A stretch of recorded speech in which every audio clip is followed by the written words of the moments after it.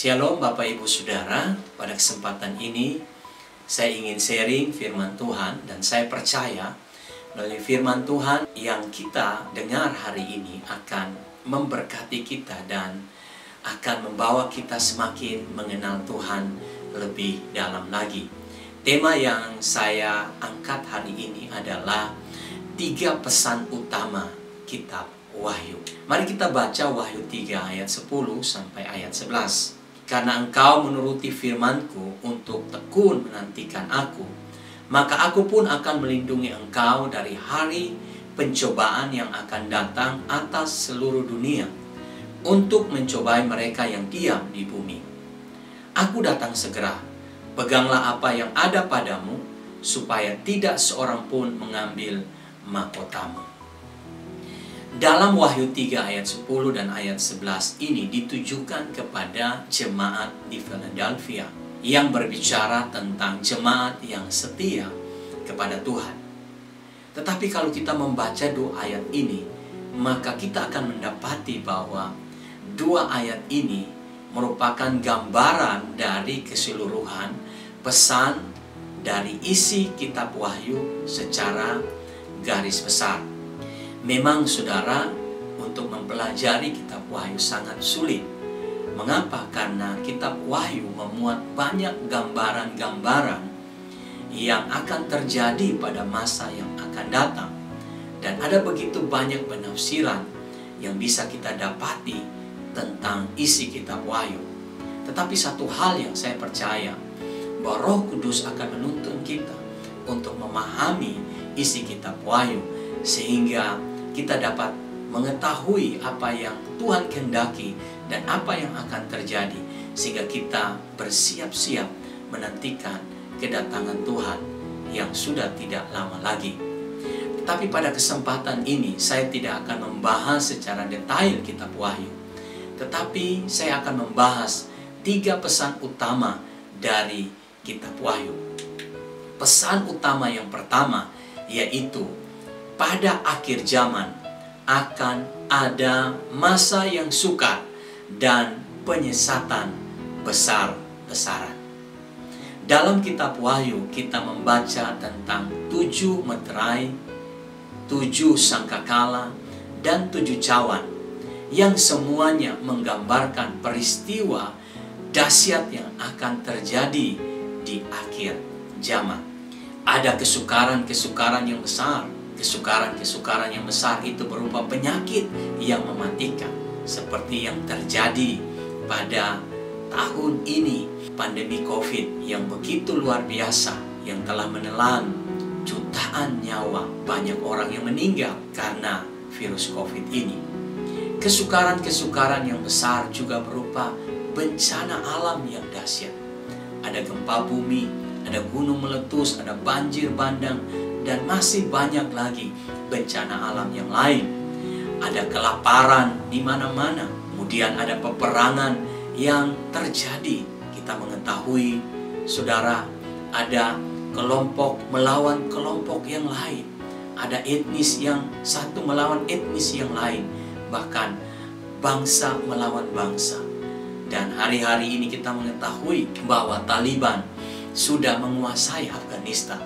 Kita tidak tahu apa yang terjadi, tetapi satu hal yang saya percaya, bahwa firman Tuhan digenapi, akan terjadi perang di mana-mana. Kemudian ada pemerintahan antikristus. Pemerintahan antikristus ini menimbulkan aniaya besar-besaran terhadap orang-orang yang percaya kepada Kristus. Dan juga ada banyak lagi peristiwa-peristiwa kesukaran besar yang lain.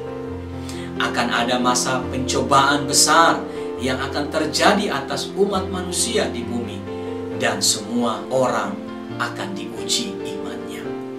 Saudaraku yang kekasih, juga akan terjadi penyesatan besar-besaran, di mana akan muncul Mesias-Mesias palsu, nabi-nabi palsu yang datang untuk menyesatkan orang-orang percaya, membawa mereka untuk tidak lagi percaya kepada Yesus, tapi meninggalkan iman mereka dan mengikuti Allah atau ilah-ilah yang lain yang dianggap sebagai Tuhan mereka yang mampu menyelamatkan mereka.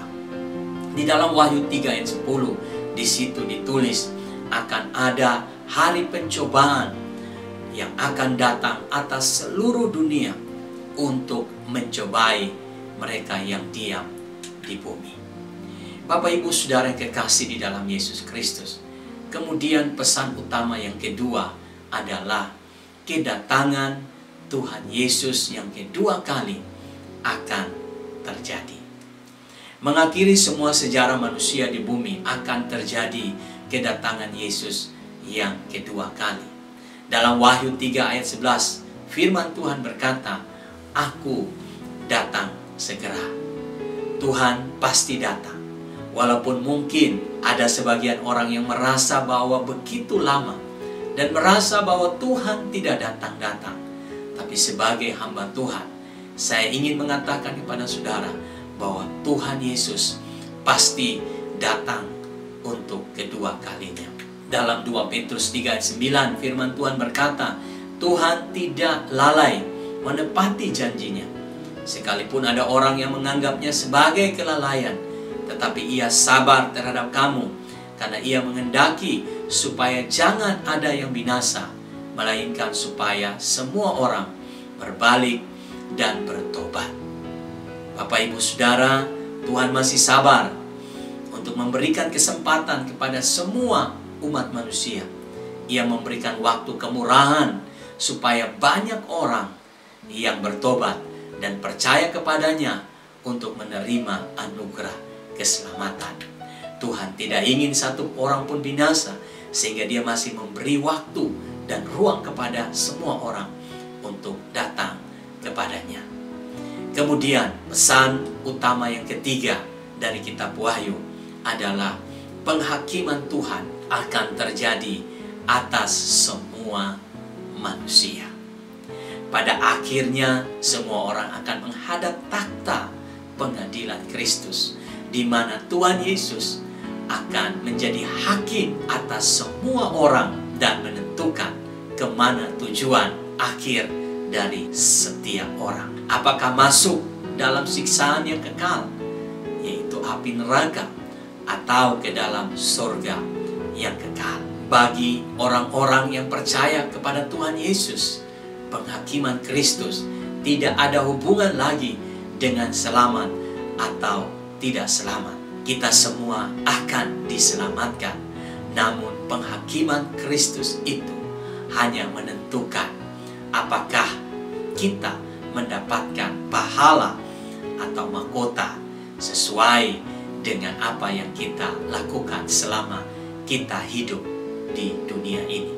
Jika kita benar-benar didapati melakukan apa yang Tuhan kehendaki dalam kehidupan kita, maka kita layak untuk menerima pahala atau mahkota. Namun Bapak Ibu Saudara, bagi mereka yang tidak percaya, penghakiman Kristus akan berujung pada keputusan, penghukuman, dan kebinasaan yang kekal. Untuk itu, mari kita menyikapi 3 pesan utama ini dengan baik.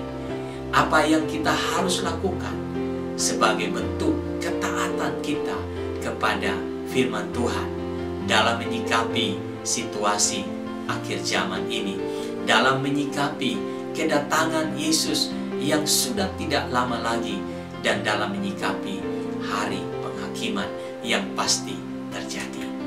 Wahyu 3 ayat 11 berkata, "Aku datang segera, peganglah apa yang ada padamu, supaya tidak ada seorang pun yang mengambil mahkotamu." Bapak Ibu Saudara, ini berbicara tentang iman dan kesetiaan kita kepada Yesus. Mari kita tetap setia sampai pada akhirnya.